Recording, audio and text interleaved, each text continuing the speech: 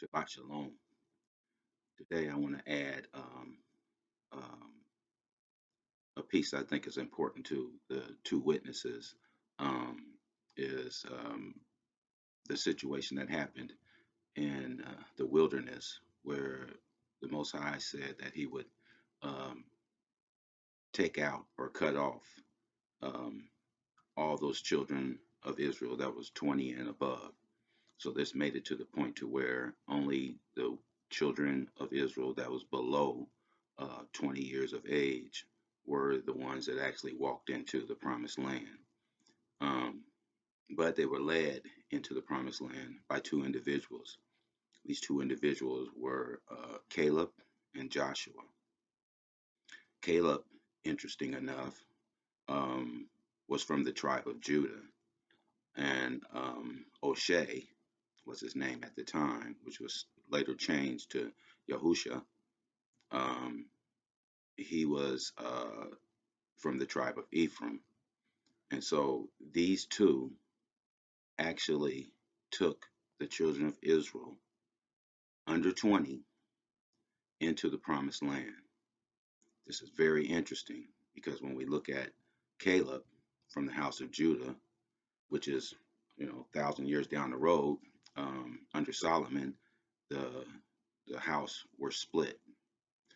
um, the 12 tribes were split into two houses. One was this the southern nation. I'm sorry, the southern kingdom, and the uh, Ephraim, which was the northern kingdom. So we have this situation to where we have um, before the house was split into two, we have this situation with Caleb and Judah. Judah is Caleb, and Ephraim, which is O'Shea, which was Yahusha or Joshua, and um, we see them taking the children into the land. Okay, so when we look at Revelations 11, it speaks about the two witnesses. We look at a situation to where it is needed to have two witnesses to cause something very extraordinary to happen. The two branches to come together as one. The two that were split from the beginning to come back together. So Yeshua came, he said he came only for the lost sheep of the house of Israel. He's basically trying to bring, well, basically doing it, bringing the two houses back together. And the way he has to do it is it's kind of like a ball rolling down a hill. You get a certain amount of people to understand the truth and understand what the mission is to bring the house back together. And you have them go all over the land preaching this love your neighbor, different things like that, or your parables, the Good Samaritan, prodigal son, and so forth and so forth. Um, these um, these events that are happening are basically happening to bring two people back together. Two people back together. Okay. Um, and there's a situation to where Judah and Israel, many situations where they had um, a schism between each other, um, wars, just all kinds of things that basically made one side hate the other. So when Yeshua came, he spoke of love thy neighbor as you love yourself. He was basically speaking about this thing here, and also with the prodigal son, walking by and just seeing your brother laying there and don't do anything to help him. Um, the whole thing is based on love. All the commandments and everything is based on love. So if there's no love in the people who are chosen by the Most High, how can we actually illuminate this world and show them anything? So going back to the understanding of the two witnesses, a lot of people get caught up in the whole idea that it's Elijah, it's Moses, it's this, it's that. On the Mount of Transfiguration, Isaiah was on one side. I'm sorry, Elijah was on one side, Moses was on the other side, and Yeshua was sitting in the middle. And the Most High came out and said, "Okay, look, I know you guys are wanting to build temples and all this and everything, but there's two people on the side of you, and these two people on the side of you are basically the same as the person in between, which is Yeshua. He said, listen to him. He sent both of these people to speak to you from his own words and from his father's words, because he's the word of the Father. So if you're going to listen to somebody, you're not going to listen to him. You're not going to listen to him. You need to listen to Yeshua, because those words that they spoke came from him. Okay. So, all right, back to the subject of the two witnesses. The two witnesses basically are through the entire Bible, but the distraction of them being two individuals is where everybody gets caught up.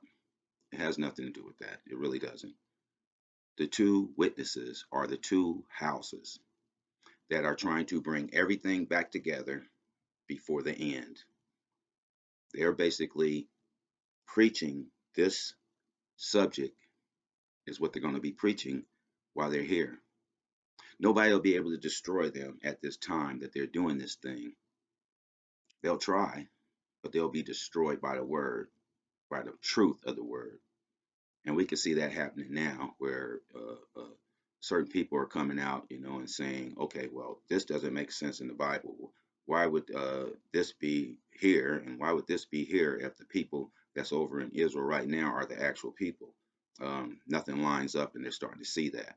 Okay, so we have the witnesses working to do the will of the Most High, and they are witnessing to the whole world. They're witnessing to the whole world. They're looking for the lost sheep, but they're witnessing to the whole world. This is why they have the power not to be destroyed. Okay. And so the whole idea of the fire coming from their mouth and devouring, fire coming down from heaven, devouring, these things are just showing you how powerful the scriptures really are. Because the scriptures are going to always be truth. And there's no way to eliminate truth, but there is a way to eliminate a lie. If you tell a lie, you got to tell two or three more lies to keep that lie going. So the whole purpose of the lie is imperfection, but the truth is perfect. You can't dispute the truth. Once you have it, it's going to be maintained truth. You won't find a lie in it that will make it untrue. That's why it's called truth. It's perfect. Okay. So we see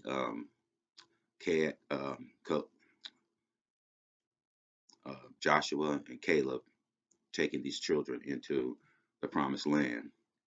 They did very well, very well. This is talking like the kingdom that's going to come. They did very well. But then when these inspirations died, they do what they always do. They go right back to this other way of living that is destructive in their ways. This is the kingdom of Yeshua. This is the way it's going to be. You're going to have to go up for the sacrifices. We have to keep all the feast days. You're going to do all these things right there. And people are going to do that. They're going to do it for a short period of time. But then they're going to go right back to their old ways. And then before the Most High's kingdom come, all things that offend will have to be destroyed, burnt in the fire. This is what's going to happen. So if the two witnesses, which are the two houses, don't mean two individuals. It could be 40, it could be 100, it could be 1,000 from the two houses that's actually preaching these things right now. Um, we see a truth. The truth is very damaging to this world. So you'll see a lot of people try to cover it up. That doesn't stop the witnesses, though, because the truth is so powerful. It's like a two-edged sword. It's like a fire coming out of your mouth. It's like fire coming down from heaven. The truth cannot be stopped. And you will be stopped trying to stop the truth. It can't happen. You can lie, you can continue to lie, but that's nothing like the truth. The truth is always going to be the truth. So, the whole idea of these two houses being two individuals, that some come up with all kind of theories why it's these people, but none of those theories hold up. For one, Elijah was taken away in a whirlwind, and everybody think he went to heaven. No, he went into the heavens and he went somewhere else. Because in First Chronicles, or is it Second Chronicles, you see Elijah, writing a letter to the king of Judah, letting him know, hey, what you're doing is wrong. If he was in heaven, what is he writing a letter to this king for? But that's a whole nother subject. Um, Same thing, happened to Elijah. Happened to Philip later on when he baptized the eunuch. It was took him down the water, came up. Philip was gone into another town. He didn't go to heaven. Okay, the whole understanding of Enoch, walking with God and going to heaven. You got to really stretch that for that to actually be true, because we know who the truth is. The truth is Yeshua. And Yeshua said, no man has ascended to or descended from. So that right there is enough to just kill that whole Enoch and Elijah going to heaven thing. That didn't happen. They went into a heaven and was placed somewhere to keep them away from a certain event, or to have them fulfill a certain event. One of the two. Enoch was taken away so he didn't see death.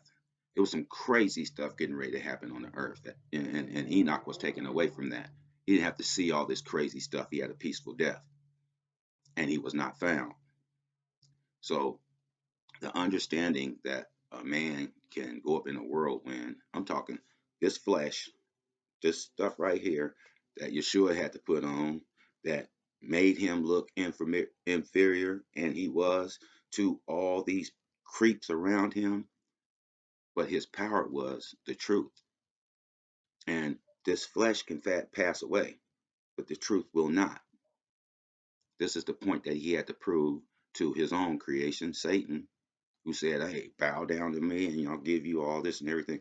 Satan knew that was his creator, but he also knew that creator that he knew from the beginning. Um, this wasn't him because he was in this flesh. That means he was vulnerable to the flesh. And so Satan felt comfortable tempting him and telling him all the stuff that he had, he would give it to him if he did this right here. What does Yeshua need with any of this? He owns it all. It's all his. But in the flesh, different story. Different story. He needed to go through everything that any other man could go through so he could be the prime example, the perfect sacrifice. He needed to be that flesh perfect sacrifice. So with the two witnesses, we understand that Israel must be saved. And if Israel's going to be saved, the only way they can be saved is that thing that split them apart, that thing that made them northern kingdom and the southern kingdom, that thing need to be removed so the two branches can come back together and become one. As they become one, then all the promises can be fulfilled. But until they become one, we can't go into the land. The promises won't be fulfilled, because we need to understand that law that Yeshua was explaining to us in Matthew when he was saying that all the prophets, all the commandments, all the prophets, all these prophets, all of this lies on one commandment. Well, two commandments. Love the Most High with all your heart, mind, body, and soul, and love your neighbor as you love yourself. All the commandments hang on these things. So basically, every commandment hangs on love. And if you love the Most High, what will you do? You'll keep his commandments. It's that simple. Your definition of love is not the definition of love that's in the Bible. Definition of love is one thing, and that's loving the Most High. And if you love the Most High, then you'll learn how to love your neighbor. And if you learn how to love your neighbor, then you'll learn how to love your wife, your children, all these other things that come along with it. Love is pure. Love cannot be contaminated. It cannot be contaminated, or it's not love. So the understanding of these two houses coming together and bringing about uh, the house coming back together as one allows us to be that light, allows us to be that truth that the whole world has doubted for thousands of years. But at this point, they're going to see the truth. Now, there'll be those that will accept the truth, and then there'll be those that will not accept the truth. This is where the persecution comes from. This is where it comes from. So understand that it's not two individuals, it's actually the two houses are the two witnesses. And these two houses will witness with the word that was given to us. It will be the word that will give them the power to do what it is that they need to do. It will be the word. And they'll do this. They'll do this and they'll make this whole thing happen. So we can go deeper into the 3 days in the streets and all this other stuff. But the most important thing right now is to understand that everything is about the house of Israel. Everything. Bring them back together because this world will never make it unless they do, unless they come back together under the Most High, not being able to be split apart anymore. Jeremiah 31:31 explains that. And when it says new, it means renewed. It means renewed. In other words, grace, your second chance. Yeshua came, he gave us a second chance with his sacrifice as a perfect sacrifice one time. Get that understanding, you're covered under the blood. Walk away from the blood, hey, it's on you. If you know that it's a sin and you commit that sin, you are not covered under the blood. You're covered under yourself, and that's dangerous. Your self righteousness is a filthy rag. Okay, so this just be a short one. I was going to jump through a whole bunch of scriptures and stuff. You can actually do that yourself. Um, I'll give you the scriptures where you can actually look this stuff up if you need to. But I just wanted to spark your understanding and take away that blindness that everyone's looking for these individuals who are not significant to being the witnesses at all. They've done their part. They're witnesses already. They've done their part. What would be more convincing to you? For me, I know if I seen a perfect stranger doing all these things that so-called Elijah and Moses are supposed to do, if I seen a perfect stranger doing these things and I know the scriptures, that's going to tell me something way more than somebody saying they're Elijah and doing it or somebody else. It doesn't clear with me for some reason, but whatever. Okay, so you can actually look in Numbers 13. I took some scriptures out, but you can read the whole thing. Numbers 13 speaks a little bit more on Caleb and Joshua. And then we got Numbers 14. You can read from 1 to 11 and get another little understanding from that also. There's more scriptures, but I didn't want this to be a big, huge study. I wanted it to be simple enough to where you can actually go into the scriptures and see for yourself. If you're familiar with the split under Solomon, this will be easy for you to understand. Because before the split under Solomon, there wouldn't need to be two witnesses. There wouldn't be any reason for two witnesses. There wouldn't be any reason for two olive trees. There wouldn't be any reason for any of that. So we have to actually look at this in the context of what the scripture is actually saying. Whenever you see something in the Old Testament, it's going to give you an understanding of the New Testament. Don't just take it, from a man's theories and everything. Use the scriptures because the scriptures are going to tell you the truth. Um, if we look back at the beginning, we're going to see the truth. That's why the Torah is so important. That's why the prophets are so important because these these two books or these two sections actually are allowing you to get the truth when you go into another matter. We have Deuteronomy 19 and I think it's 15, where it speaks about two or three witnesses may every word be established. Um, we need to do that. We need to precept stuff a little bit better. And after you precept, make sure you get some witnesses, to back this up. But you need to know that in order to have the truth, you can't go on your theory. As the Bible says, don't lean onto your own understanding. Get your understanding from the scriptures. And so everything's about the two houses coming back together. It's not about an individual. It's the witness of people's eyes waking up, people's eyes opening, and they're waking up. They're understanding the truth. This is the purpose of the witness, is to give you the truth so you can get understanding.